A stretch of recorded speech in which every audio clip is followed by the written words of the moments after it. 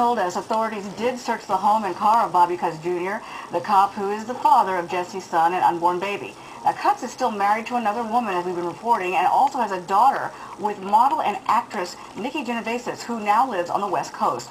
Nikki is joining us on the phone now from Los Angeles. Nikki, welcome to the program. Nice to have you here. Talk to me for a moment about the relationship between you and Bobby Cutts. How did you know him?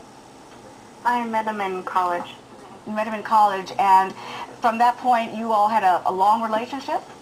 It was actually a pretty short relationship, but he was very volatile during the relationship, and I found out from him that he'd been following me home from school since grade school, so that was a bit disturbing.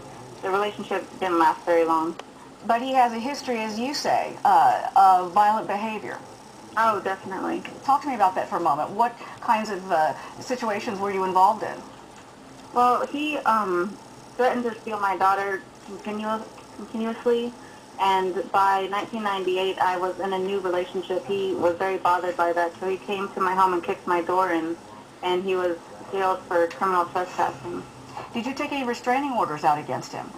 Yeah, he was ordered to have no contact with me in 98, and I've had more restraining orders and orders of protection since then, the most recent being in 2007. When you heard the news about Jessie's disappearance, what runs through your mind? I was just in shock because I knew what I dealt with him, and I felt that I needed to help because I'm sure most people don't know as far as his behavior goes, the bad side of it, and he frightened me just horrifically, my daughter, my family. It's been an ongoing ordeal with him since meeting him, and it's gotten continuously worse in the past couple of years. Now, I understand your daughter is seeking professional help. She's 9 years old?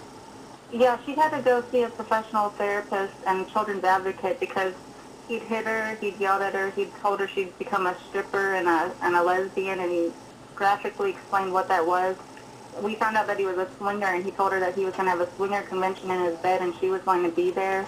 He told her that the way he shows affection is by hitting, which is why he's bitten her, hit her in the head. So has he had contact with her, I mean, on a regular basis since you moved? No. Okay.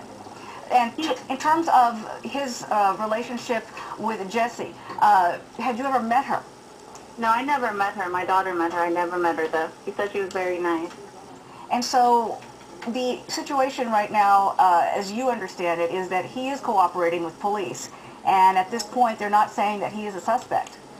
Right. Well, with the situation I dealt with him, he is very good at manipulating situations and pretending that he's cooperating because he's done a lot of illegal things that I've dealt with in the court system. And he says he's cooperating. He's been convicted of perjury many times in court, and he'll lie to the end. At this point, where do you think the investigation is going at this point? Do you think it's going to lead to Bobby Cutts in the end? I think definitely he would be the only suspect. His behavior, the way he is in a relationship, his feeling that he's above the law I feel like it's him.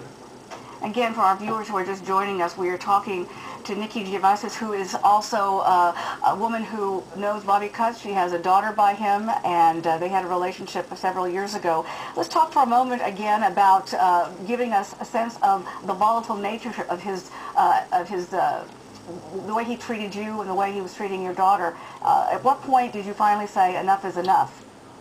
Oh, it was within a few months. I immediately took action with the police, and I let him know I wasn't going to put up with it, but he became a police officer, and he found a way to basically make his own way. He was actually suspended from the police force for tainting an investigation, and his cousin got a weapon, which was his, and he claimed that he didn't do it, but he was suspended.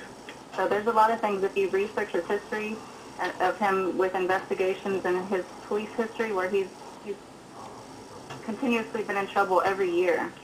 Well, of course, we want to tell our viewers that we tried to reach out to him to get his side of the story, and he has not responded to our requests for an interview. And at this point, of course, we are not saying that he is directly connected to this disappearance, but at the same time, this is a situation that police are looking at. Nikki, can I ask you for a moment to tell me how your daughter's doing now?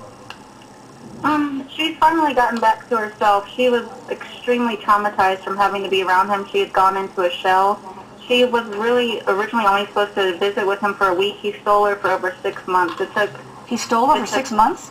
Yeah, it took a great ordeal to get her back.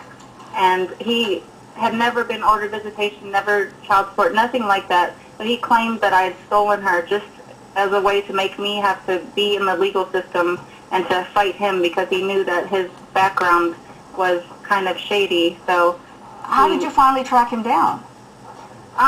Through my attorneys in California, my attorneys in Ohio. He wouldn't tell me where he lived, but we found a way to finally get her back. And what did she say about that ordeal? She was extremely traumatized from everything she'd been through. They made her cut her hair off.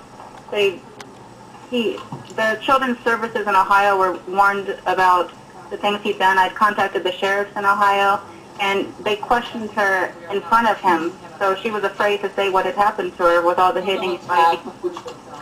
Well, Nikki, we thank you for your comments. Again, we are not suggesting that he is directly linked to this disappearance, that he is a suspect. We are just reporting, of course, that you do know him and you are describing the relationship as you experienced during that time.